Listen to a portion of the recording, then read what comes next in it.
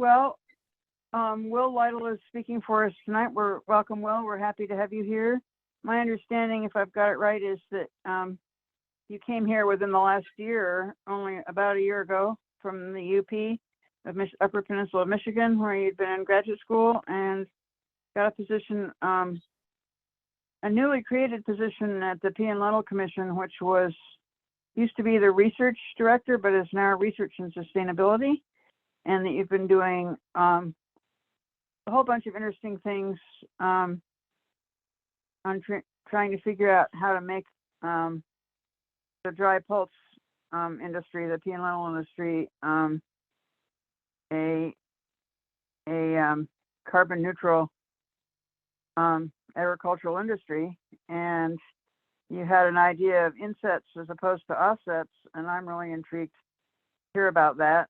And you can correct anything that I've said that's wrong so far. I'm really happy to have Rural Roots is, focused a lot on small agriculture, and I really want to have more bridges across so that we aren't, so that we aren't completely siloed in that respect. So I'm looking forward to hearing your talk and tell me what I got wrong. No, that was all right. And the only thing I should add is that I am in the office, and our office is it's called the State Line Office, and it's owned by the growers and rented out by our commissions and councils. And so we're right between Pullman and Moscow. And so it's the last building, kind of in the Idaho side. So if I'm on that side of the office, I can do some things. And when I'm on this side of the office, I can do other things. The best of both worlds, maybe. And so if you have any questions or want to look at different varieties of pulses we have in the office or something, buy a soup mix, feel free to stop by and see me in person if you want to connect more. So I'm available both, remotely or in person in the Moscow Pullman area. So, right. Well, thank you for the introduction, and hopefully what I have to present is interesting. Let me just test it. All right, can everybody see that? All right, so the presentation tonight is about carbon and a pathway to net zero agriculture. And so I'm going to frame this by saying that the US has kind of met with the global goal to have net zero emissions from agriculture by 2050. And there's a long way to go. And we're not going to go into the details of all of it, but this is an example of a proposal that we put together this spring for the USDA had a large grant cycle for climate smart grants. And our office has several different groups under one roof. I'd say we probably have 7 or 8, maybe more. And so we have, the Washington Commission, the Idaho Commission. We represent a number of state checkoffs, some regional groups. And then the USA Dry Pea and Lentil Council is a national trade association. We also have the American Pulse Association, which represents, kind of throughout the supply chain. We have a trade association, and we have a foundation, and those have different roles to play in kind of a variety of research and marketing and education aspects. And so we had 2 grant proposals, and one of those grant proposals was kind of a novel concept, carbon insetting. And in itself, that's not a new idea, and that would be buying or applying carbon credits that are generated only within your supply chain and applying them to your supply chain. But it hasn't been proposed at such a large scale as an entire commodity. And so I'm going to give some background information on carbon and carbon credits and carbon markets, and then talk about how it works with pulses. And the idea, although I like to think that pulses could do it the most effectively because we're the most sustainable or the lowest emissions protein source, it's a roadmap for any sort of agricultural group in the US or internationally that would want to, I think that the correct term would be to provide outcome-based incentives that would be owned by, kind of grassroots or rural producers, which is in some ways an unusual approach. We see a lot of top-down interventions or subsidies that sometimes have trouble translating to the goals, and the outcomes don't necessarily align. So talk through some of that. And if something gets really confusing, it's probably not just you that feels overwhelmed. So feel free to ask a question or put something in the chat. I'll try to watch that, and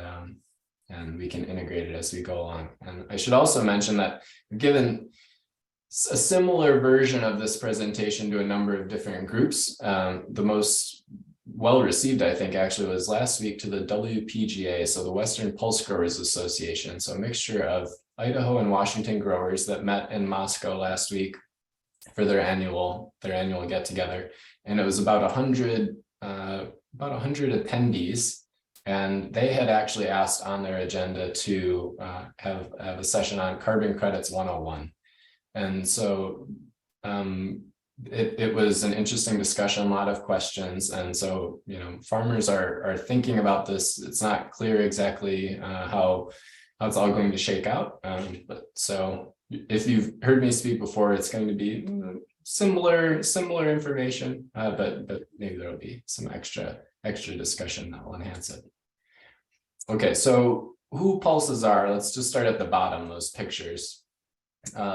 Pulses are legumes, but they're legumes that are dried in the field. And so it does not include soybeans or peanuts.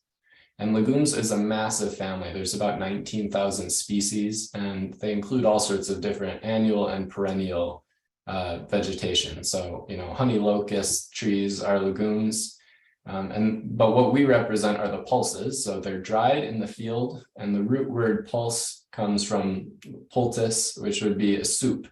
And so if you make a soup out of it, then it's probably a pulse. What's extra tricky is that some of the pulse crops, if you harvest them wet, they're considered a vegetable. And it's a different trade association or a different growers group that represents them.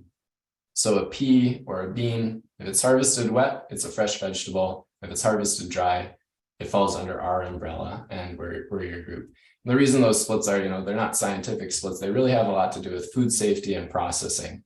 And so where your, checkoff dollars or your industry support goes affects your, research and the way that your supply chain functions. And so we have peas, dried peas, lentils, chickpeas or garbanzo beans, and dry beans would be our the things that kind of fall under our purview. And the Dry Pea and Lentil Council and the Pulse Crop Coalition, we represent about 10,000 farmers and about 3.5 million acres. It comes and goes every year. And then the supply chain beyond that. So groups that are before the farmers, chemical producers, seed producers, and then after farmers, first purchasers, transportation, exporters, manufacturers, and some distributors, and all sorts of things along the way. And the most interesting thing about this picture is that, as I mentioned before, that pulses or legumes are extremely diverse. Theoretically, there's a legume that you could grow, in any environment on the planet. And so you can see from this map, we have this kind of core growing region in the northern tier, but almost every state has a little pocket of people who are growing pulses. The reason that expansion hasn't taken over is where the industry traditionally has been, is that it fits really well in a wheat, a dryland wheat fallow rotation. And so you can replace the fallow with pulses. That's the easiest way to add pulses. Theoretically, though, pulses could be grown anywhere. And it just takes time to develop, to provide farmers with risk management tools like crop insurance, and to get groups organized to develop checkoffs and stuff like that. So the pulse acreage has been growing every year, and we hope that it continues to grow. So just a real quick background on our research process, what that looks like. So where some of this background information is coming from. Talk about some of that sustainability credit stuff and the carbon insetting. So the Dry Pea and Lentil Council has 4 research areas that we provide direct funding to researchers in. So this is kind of the day-to-day operations, is helping connect researchers with the industry priorities in these 4 areas. But we're not going to dwell on this too long because it's not the topic of the presentation. But we also act as a key stakeholder to external funding groups. So the USDA or ARS, they have initiatives, and we will kind of represent pulses at those roundtables. And we have a whole variety of products of research, normal publications. We have an annual pulse quality survey that goes into great details, all sorts of diagnostic tools, new seed varieties, and information for the supply chain. All right, so now on to the main topic. So what are carbon credits? It's a pretty, when you hear about them, it can be hard to know what we're talking about. I most often hear it described like Bitcoin or a cryptocurrency. Like, what is it? We can't touch it or feel it. How do we know it's real? And how do we know that it's being, exchanged in a way that's fair? So theoretically, in most cases, a carbon credit has the same unit of measure. And the unit of measure is 1,000 kilograms of CO2 or carbon dioxide equivalent displaced from the atmosphere. And so whether you're talking about renewable energy credits or carbon credits coming from the soil or something like that, it's about that metric ton of CO2. But the equivalent means that methane is 30 times as potent of a greenhouse gas as CO2. And nitrous oxide is 300 times as potent. And so depending on your practices or what you're doing to develop carbon credits, it's not always about CO2. Oftentimes it's about a different, more potent greenhouse gas.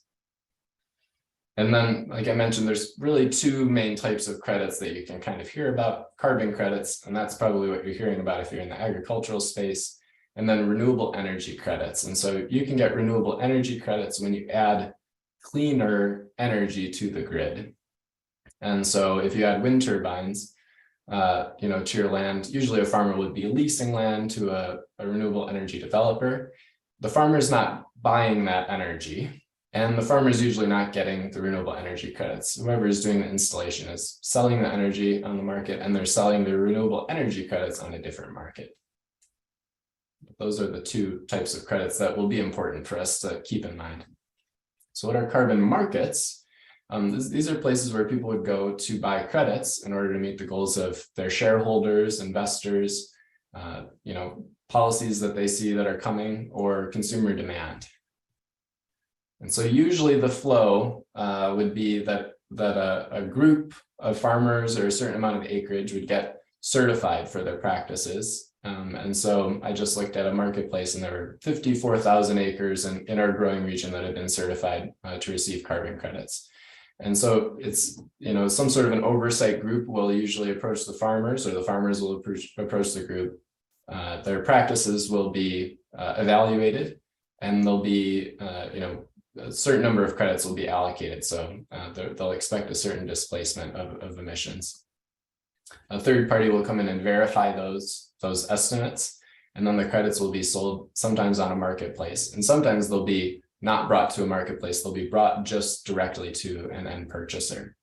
And the end purchaser, people who are buying, or groups that are buying carbon credits, usually are not able to produce their own carbon credits, or they're not able to reduce their emissions in their direct operations in an easy or affordable way. And so they're using carbon credits to offset the emissions that they're generating so that they can communicate a sustainable message. And carbon markets already exist. They're already fluctuating, and the value of carbon changes over time. And so, I'm not like a true expert in the daily trading, but depending on where you are, these markets have maybe more or less influence over your operations.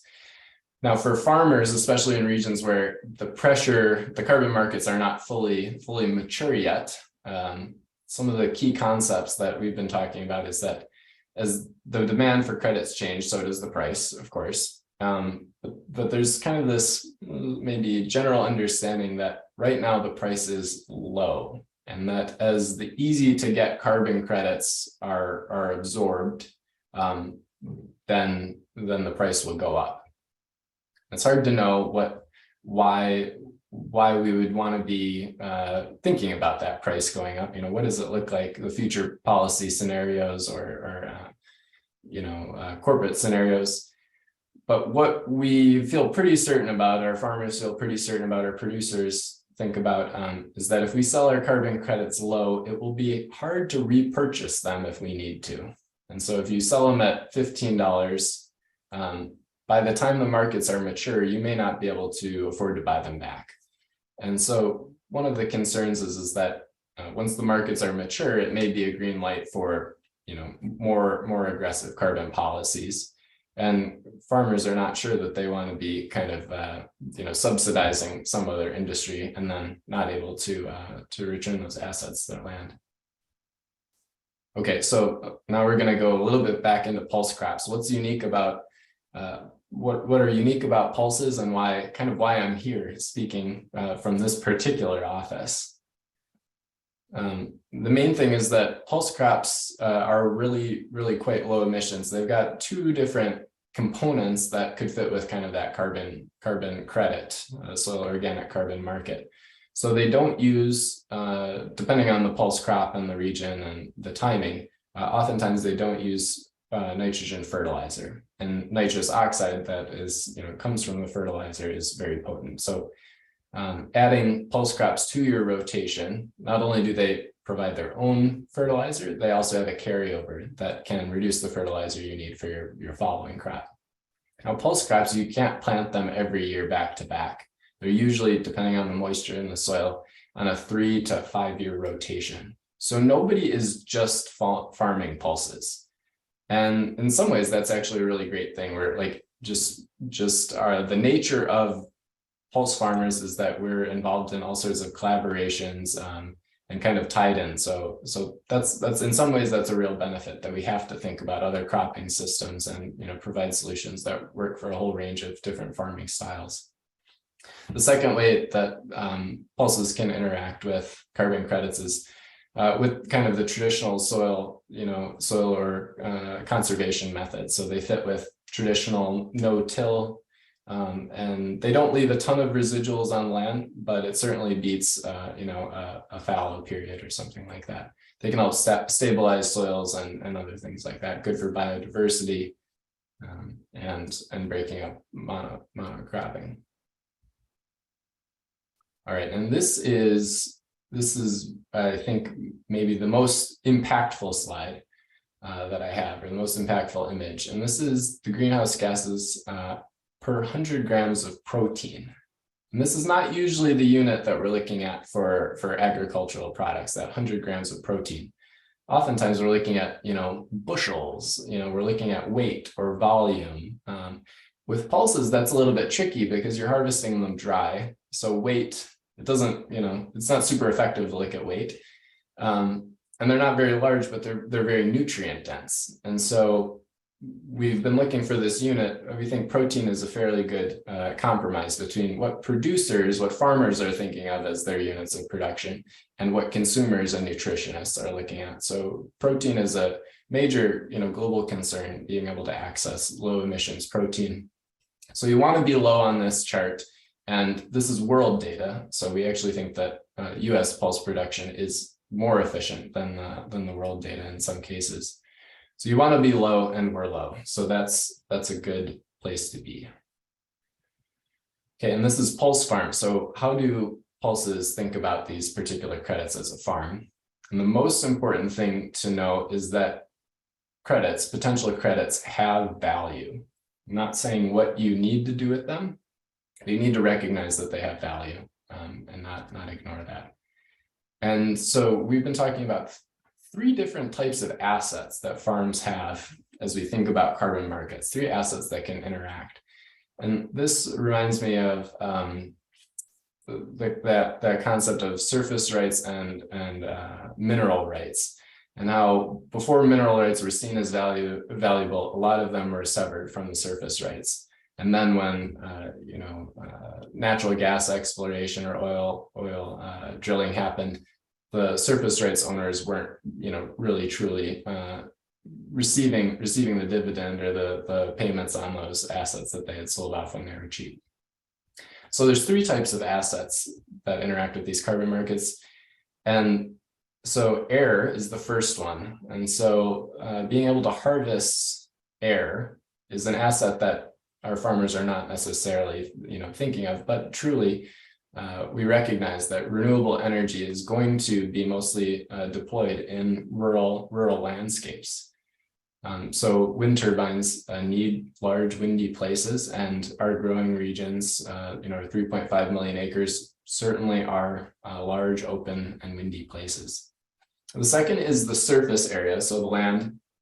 And so, of course, what you plant can affect your ability to get carbon credits. So if you plant woody biomass, if you plant trees, if you're planting pulses, but also that, depending on how productive your land is, that or where it's located, that you could add PV solar or do something with agrivoltaics. And so mixing in something that covers the surface of the land, really you're just harvesting the energy from the sun. The question is it going directly into electricity, or is it going into a food source?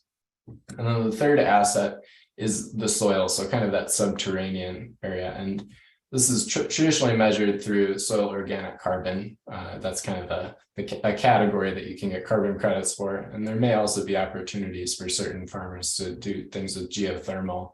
And carbon capture and storage, I don't know if that's really here yet for the majority of, majority of people outside of pilot projects, but could be on the horizon. And so what are the ways, what are the mechanisms, I think we have three ways that, an average farmer could conceptualize. What does it look like to interact with these markets? And so number one is sequestering carbon. And this really is just putting organic matter into the soil. And so it could look like intercropping, it could look like no-till, and it could look like, leaving woody vegetative buffers around riparian areas, roadsides. There's really a lot of, vegetation management practices that can fit this way. And a lot of them are already existing best practices. So it's not necessarily totally new concepts. It just may be an expansion, or we're providing the policy tools to allow things like that to happen. A good example is pinola, so planting, intercropping peas with canola. And there's some advantages for a number of disease factors and herbicides and pesticides that are needed, and that it leaves more organic matter on the soil. The reason we don't have more pinola is that you can't get crop insurance for it. And so there's a huge risk with farmers adopting those sorts of practices at this time, certain practices. Another way that you could theoretically get credits would be to increase production efficiency. And so you could, do things like upgrading your equipment, adding electric vehicles, and then where we're traditionally researching for most of our crops is things like genetics, or, making sure that we can fix nitrogen or use less fertilizer is a great way. Stabilize soils, things like that. And then the third, we're not usually thinking about this in agriculture. Maybe some groups are thinking about it with agrivoltaics, but renewable energy development. And so when you're thinking about back to those three assets, this is a possibility. You could be getting renewable energy credits. Usually you'd be hosting a renewable energy development and they would get the credits. Usually you're not owning these arrays yourself, but it is theoretically possible. And pulse supply chain. So how does this information get worked into not just the pulse supply chain, but any agricultural supply chain? And this is kind of a lesson from the building industry. So, kind of that LEED certified push that was going on. It meant that building materials needed to be able to express the emissions associated with their products. And so this is an EPD, which is an environmental product declaration. And so you get an EPD when you've done a life cycle assessment and you've followed the product category rules. And so it's kind of like you built a recipe and you baked a cake. And the environmental product declarations would be like the nutritional facts associated with the cake that you baked. And these EPDs are possible in the agricultural space, but they haven't caught on. And there's a variety of reasons, I think, some maybe sinister and some just that, it hasn't been clear that it was feasible, with the level of detail to make sure that consumers or decision makers are able to trust the results. But theoretically, we could be consuming the emissions associated with our food production. And that data comes from, this is what the output of a life cycle assessment looks like. And so life cycle assessment is often done in SEMA Pro, which is a powerful database tool. And you go in and you can put in all the steps and inputs and outputs, factor the cases closely as possible, and it will tell you what your emissions are. It will also tell you about your fresh water use, a whole number of environmental indicators. And so this is a pulse crop LCA that was published in January 2022 by Bandekar et al. From Arkansas State and University of Arkansas. And so it's about pulse crops, but it included the rest of the supply chain. And so if you're just looking at one node of the supply chain, that would be scope 1 or carbon neutral. And so if you're looking at farms, then scope 1 is at the beginning of the LCA. But if you were Walmart, then your Walmart store would be scope 1. And the things before you would be called scope 3, and the things after you would be called scope 3. So it's just coincidental that because we're thinking about farmers that scope 1 is at the beginning. But so for pulses, it turns out because there's so low emissions at the farm gate, the majority of their emissions come from, when we're looking at scope 3, their whole LCA, it comes from consumer cooking. And it's people who are cooking dried pulses with an open pot on a stove that has an inefficient fuel source. And so the highest emissions come from the consumer stage, which is really surprising and quite unusual. And so that also offers an opportunity if we want to reduce emissions. It may look like we just bumped into a climate justice scenario where investing in communities with material infrastructure to upgrade their practices would be one of the best ways to reduce emissions. So that could look like, upgrading to Instant Pots. Upgrading to Instant Pots would reduce Pulse's LCA, I think, by something like 80%. And so kind of an unusual finding, I think, and an interesting thing to think about incentivizing. But so the difference between carbon neutral and net zero, you can reach carbon neutral when your scope 1 has a balanced budget. So you're producing emissions, but you're also either purchasing offsets or have other carbon credits that cover that. To reach net zero is a very, very large task, and it's much more complex. I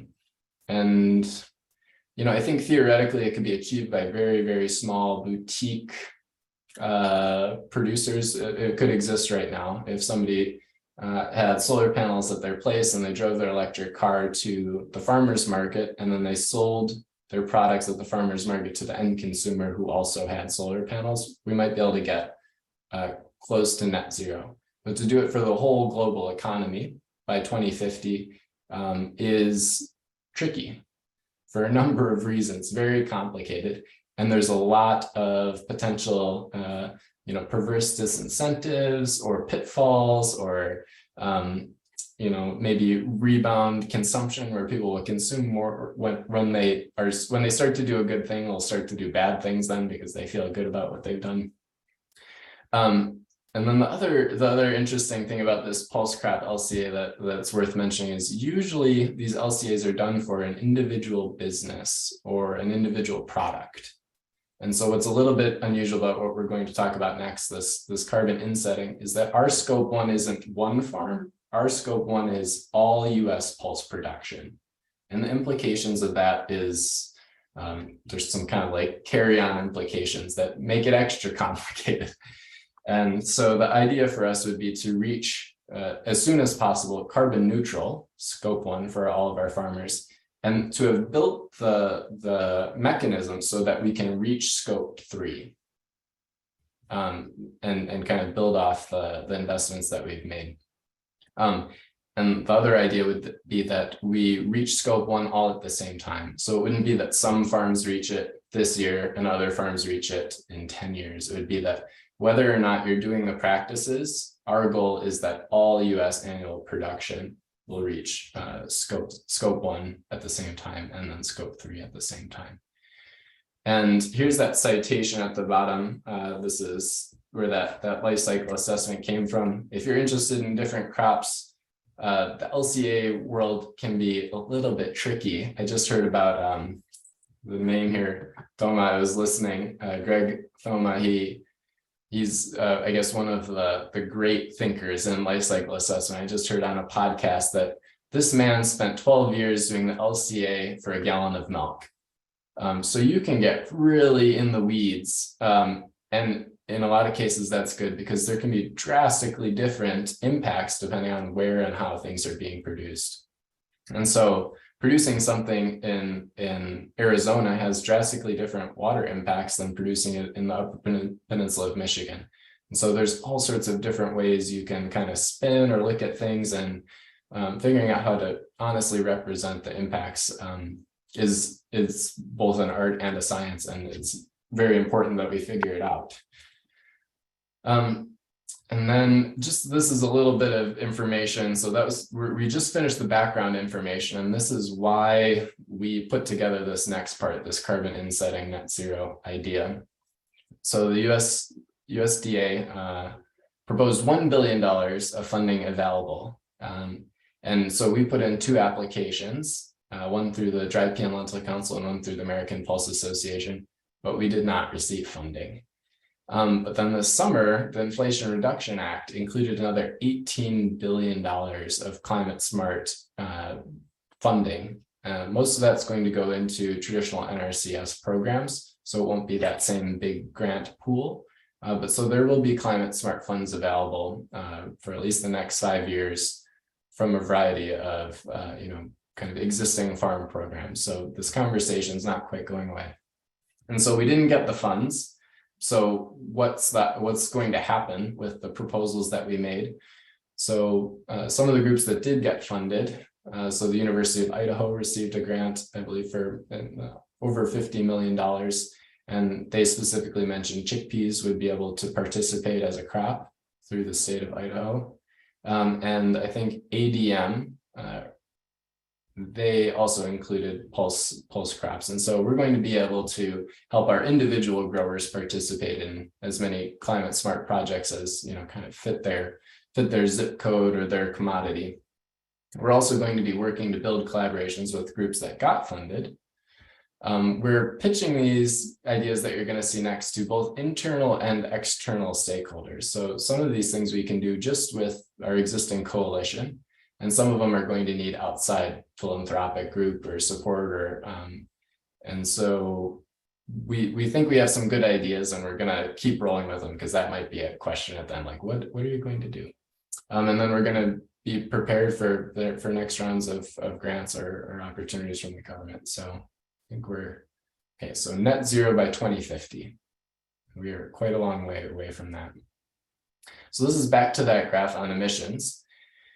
And this data, or this orange arrow might be a little bit outdated now. I think it was from earlier this year, but a lot of these commitments have increased. But so U.S. corn producers committed to reducing greenhouse gases by 13% by 2030, and soybean 10% by 2050. And so our concept was, we're low, but we want to go zero. And so we don't want to reduce it by a percentage, because that's really hard for people to conceptualize. Even I, when I hear 10% reductions, it's like 10% compared to what? What was your baseline? Is your production increasing while your, emissions at 10% per field or 10% for the whole US, production base? It's complicated. And so our idea is that we're low, and the sooner we can get to zero, the more we can kind of neutralize that uncertainty. So we can get to zero, and even beyond zero, then it's much easier to communicate. We don't have to work in percentages, and it makes it easier for people to plug our product in when they're looking to do their equations, whether they're formal or informal equations. So how do we get to zero? And the idea is carbon insetting. And so we would take carbon credits and renewable energy credits that are generated on pulse acreage, and we'd use them, the existing term is offset because that's what people recognize, but we'd inset them into the supply chain to offset the entire supply chain's emissions. And so what are our annual emissions? So when we looked at that big rangeland map, our annual emissions for that scope 1, 3.5 million acres is 350 million kilograms of CO2 equivalent. We were kind of shocked at that number, but of course it doesn't mean anything because who knows what those numbers mean. So we had to translate it into something digestible. What it means is the renewable energy credits from 105 commercial wind turbines.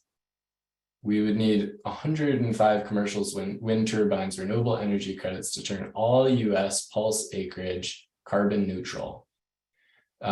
We already, from where our office is, we already have hundreds of wind turbines on pulse acreage. We just don't own or buy or get the renewable energy credits.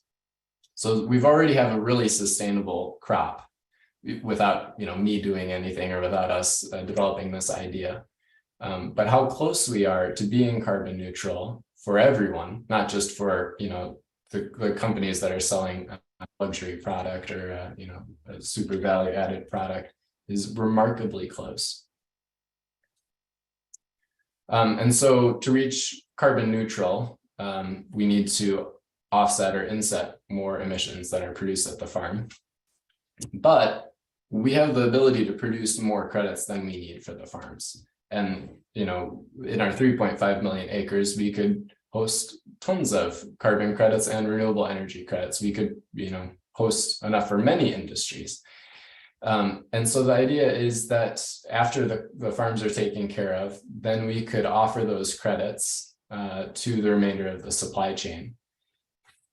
And so we would start, scope 1 is what we would neutralize first, and then we would move up the supply chain.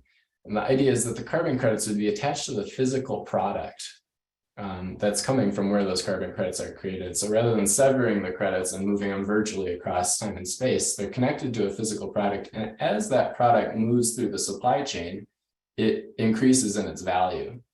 So, let's say we reach processing and everything to processing is neutralized. As it reaches the retail stage, it's in the best interest of the retailer to also inset their credits, because then they can deliver to the consumer something that is, very close to net zero. And I think we also have the ability to inset for consumers, cooking, storage, disposal phase. And some of that may have looked like, utilizing different types of investments than, what we usually think of for carbon credits.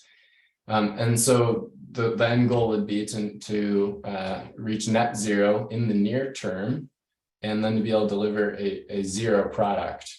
And so if you want your beef to reduce its emissions by 30%, you could fill your beef 30% with pulse protein, or you could feed your cows with pulses, which would also reduce their emissions. And so for consumers to have the option for a zero emissions protein source, or depending on how they consume, they may consider a carbohydrate or a vegetable, depending on how they're using it in their diet. And we could have whole meals that are fully net zero and affordable for everyone. That's another interesting thing. So there wouldn't be kind of a black market or a side market of pulse production that wouldn't be carbon neutral. So if it's a pulse, it would be there. And that also reduces some of that educational and marketing burden. We don't have to differentiate between different companies. It's like if it's got a pulse in it, it's done. And that would be the goal. So the carbon credits tie to the commodity as they pass through the supply chain. We would hope that those groups would also carbon inset with us or in their own locations to provide the consumer with a carbon neutral net zero product. We have a background, marketing. Well, there's a ton of implications for it. certainly with, school feeding programs, hospitals. Pulses are very healthy for people, and they're very healthy for the environment. And so we think that we could kind of reach that next level of marketing by being able to differentiate our product, and emissions are one way to do that. Okay, these are examples of sustainability facts that already exist. This is a company called Cocoa Kind that develops sustainability facts for some of their products.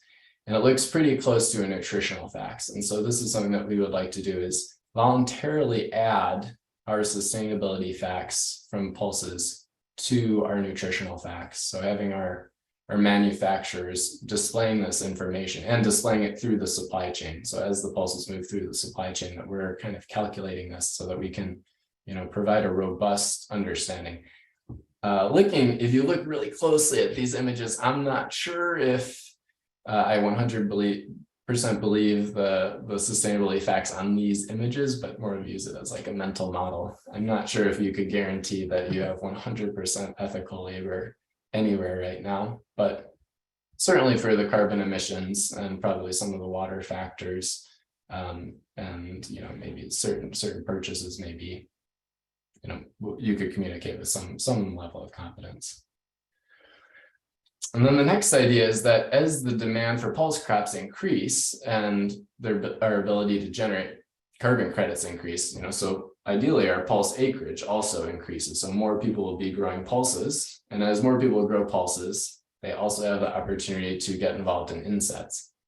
And so then if a company wants to get our carbon credits, let's say an airline wants to buy our carbon credits, or a hotel chain wants to buy our carbon credits, they simply need to enter our supply chain. So if Delta Airlines wants our carbon credits, then they have to serve chickpeas on their flights. Or if Marriott Hotel wants our carbon credits, then they need to provide a pea-based breakfast option. And theoretically and hopefully, inevitably, we would be not just working with pulses. It could be a whole farm, it could be a whole region. The model is entirely scalable. It's not that pulses are the only groups that could do this. It's that pulses could do it so quickly, it would kind of be a shame not to do it. There are groups like, I think Neutral Milk has come out with a carbon neutral milk. So that would be its scope 1 is carbon neutral. Remember, there's a big difference between that carbon neutral and net zero. And they're buying offsets right now, and they hope to transition to insets with their growers. And so these ideas are happening in some areas, but it's not happening fast enough, and it's not happening widespread enough. And I think this is an easy idea to pitch to groups that are, already on board with climate action. But what we've realized is that the idea of owning your carbon credits is something that kind of crosses those political boundaries. Let me see what the next slide is. I think there's a couple more slides. Let me skip through these.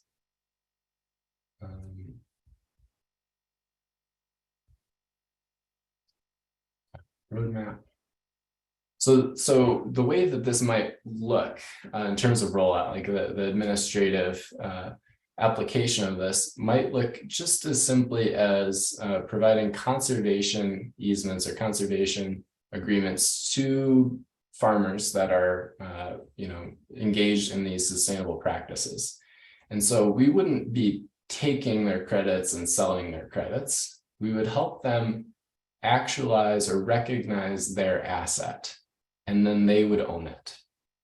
And once they own it, and if they don't sell it, then they can attach it to their product, and then we can market it. And so the idea is not to sever the credits, not to exploit the rural producers. The idea is to ensure that they're kind of the anchor, because they're the ones that manage these lands and practices. And then it would also give them the ability, so our trade association or whatever body chooses to do carbon insetting, they would be the ones that could also be responsible for dealing with what happens when you fail to perform on your contract. That's one of the major concerns that farmers have with selling their carbon credits. A lot of times the people that own the land are not the people that farm the land. And so it can be difficult to make a long-term commitment to produce carbon credits when there might be a drought, there might be a wildfire, your farm help might change, or the products you grow might need to change in order to meet a new disease or pathogen cycle. And so if farmers are able to manage this allocation of both where the credits are being created and incentives to help develop new areas, we think that may be the farmers are interested. Farmers that wouldn't normally be interested are interested in taking this step because they can own their asset and they don't feel good about selling their asset when they know that its value is about to grow. And so that's the big idea. Let me see. Here is my email, and you can find I think we have usapulses.org is our website, and we have all sorts of information there, marketing materials. If you're a grower and you want to start growing, if you want to recommend that somebody starts growing, recipes, it's like there's more information on the website than you could ever possibly need.